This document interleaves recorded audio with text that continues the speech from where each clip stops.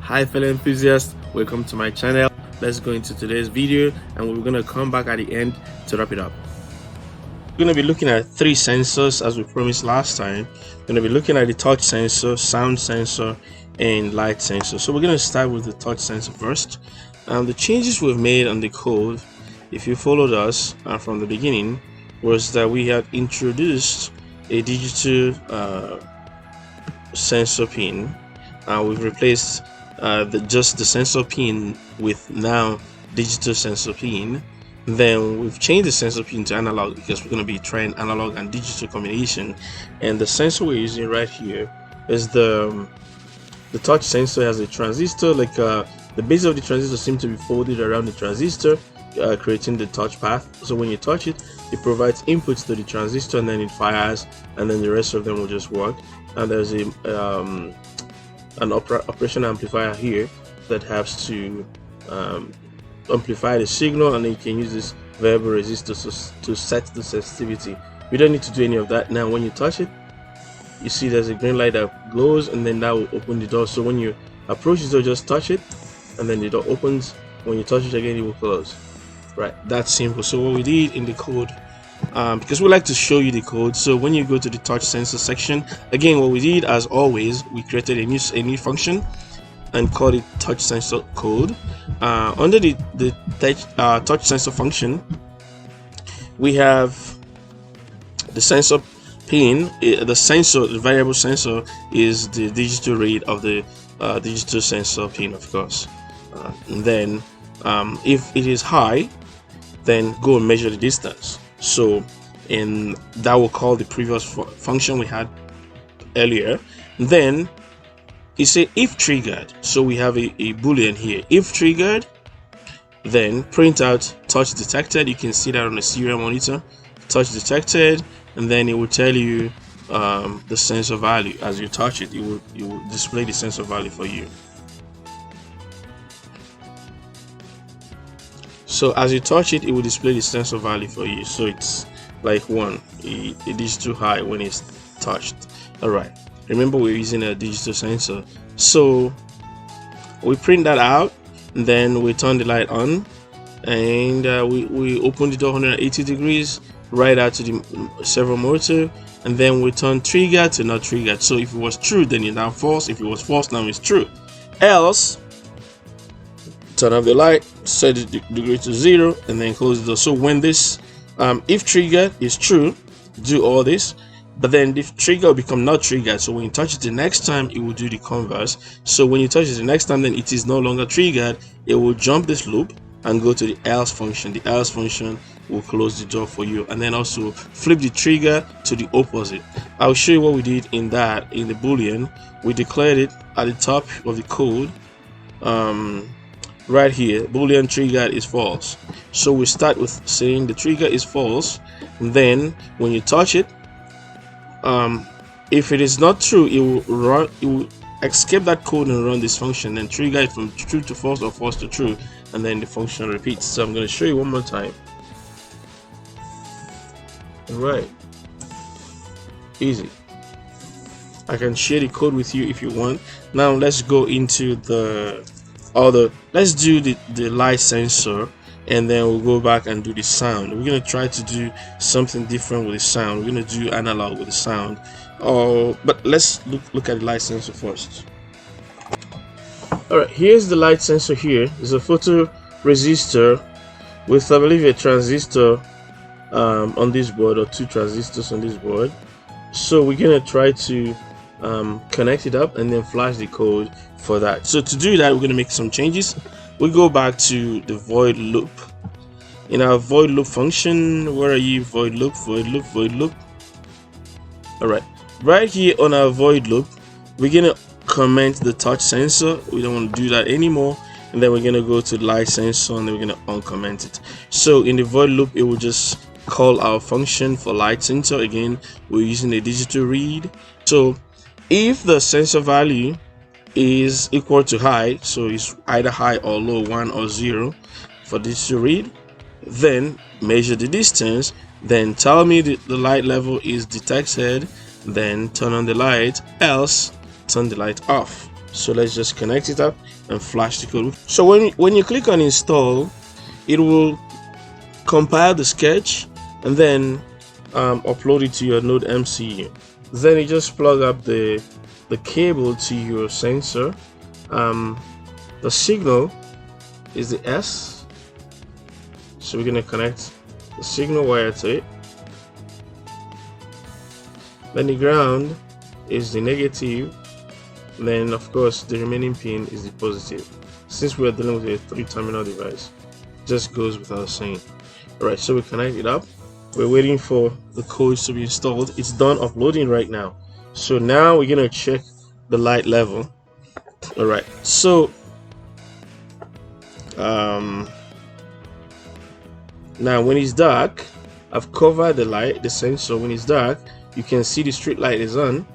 When it is bright, the street light goes off right there. Alright, so we're gonna try it again. Cover, light comes on, open, and the light goes off. So watch that light over there. So it's controlled by the light sensitivity around the room. When it's dark enough, it comes on. When it's bright, then it goes off. Dark, light come on, right? Now let's see how we're going to use that to open the door. So when it's dark and the door, now you can approach the sensor. Alright, the sensor is out over there, right? So it's dark right now. Now the sensor will be triggered. If I go close to the sensor, close enough, when the light is light is on, then the sensor can be triggered. Alright, so let's measure the distance. I need extra hand to hold the sensor. Alright, so let's try it one more time. We need to get the light sensor dark enough. And now we're gonna measure the distance. When you're less than 7, then you can open and close. Right, so let's separate this. Okay, one more time.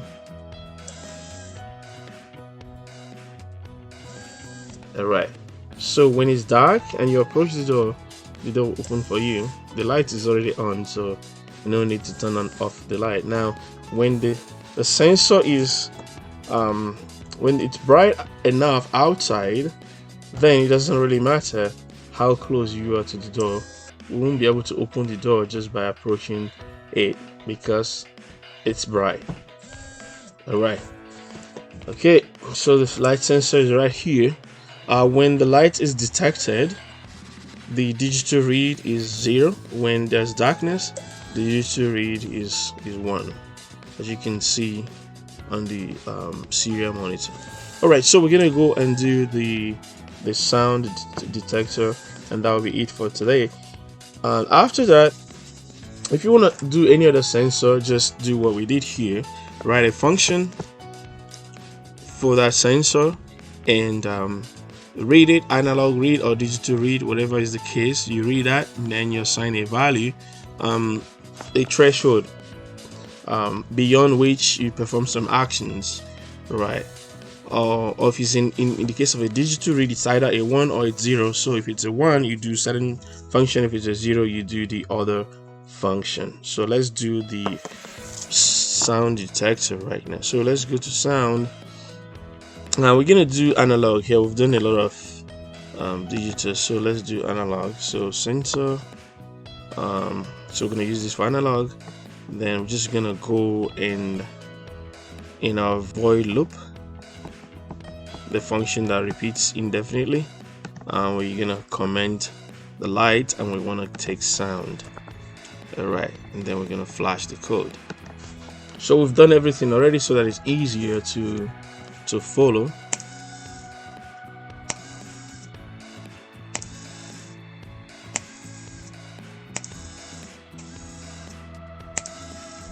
Alright, let's try the other sensor and we call it a day.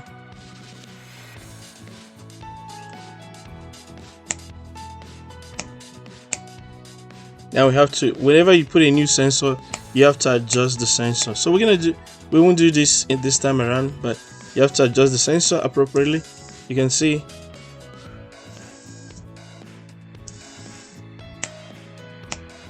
the sensor sensitivity vary, so you just have to tap it a little bit to get up to 800, or you can actually adjust it if you will. Let's just try to adjust this. It's close to 800. All right, let's see if we can get it on here, on just about here. All right, so is it loud enough? Okay, yeah, it stays. All right.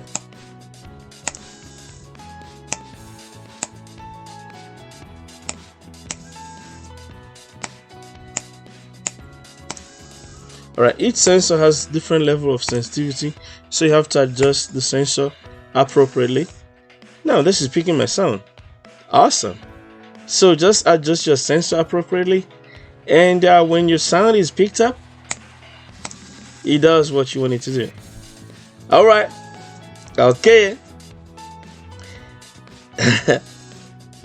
Well, as you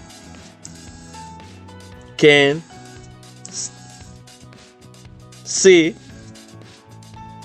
the sensor is working great. Well, these are just examples for you, but you can put a delay in your code such that when it performs a certain function, it won't repeat it for several minutes, right, or several seconds. Yeah, but these are the sensors we promised earlier.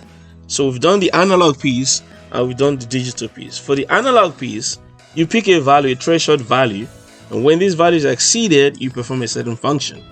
And then for the digital sensor, if you're implementing the digital version of this sensor, it's just a 1 or a 0. I'm going to try to talk a little bit lower. So it's going to be a 1 or a 0. So it's either on or it is off. There's no in between. It is either on or off. So for the analog piece, I would say pick a value from 1 to 124 or 0 to 123 and say at this value, this is my trigger point. When it is this value or greater, do X function. Or when it is less than this value, do Y function. You can call out any function you want to perform. So whenever you hit 800 or above, let's look at the code one more time. In this code here, we've set the sensor value greater than or equal to 800. Once that is exceeded, do odd. Otherwise, don't do anything. Then we kept this logic here from the digital piece. When it's above 800, then you enter this loop. So if it's less than 800, actually it exists here, nothing happens. So when it's above 800, enter this loop. Then you check another logic.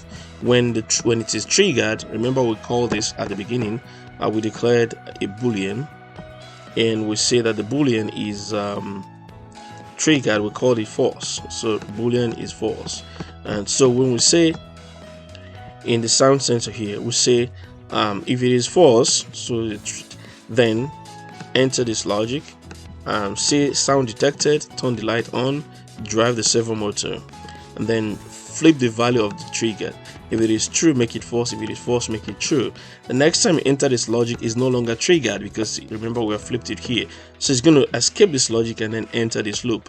And then when it does this, whatever it is doing here, when it finishes, it's going to flip the trigger to the opposite value, so it can repeat this section of the triggered section. It's going to repeat here. So it will do this, it will alternate this. So it will do this, and then the next time it will do this, next time it will do that, next time it will do that. Anytime this condition is met, anytime the sensor value is greater than or equal to 800, it will alternate on the functions. You can use this for turning light on and off. You can just declare a boolean and you say turn the light on, then you change the value of the boolean, and then you tell it turn the light off, and then you change the value of the boolean. So it will just keep alternating that. All right. In the next episode, we're going to be looking at different functions. We're going to be doing some other coding and maybe some other hardware designs, but we're going to be leaving the Nextion series for now. We'll be coming back to it from time to time with new contents for you. All right, thanks for sticking around to the end. That'll be it from us today. Please, if you have not subscribed, do so right now, and don't forget to like and share this video. Until we come your way again with more contents, stay enthused.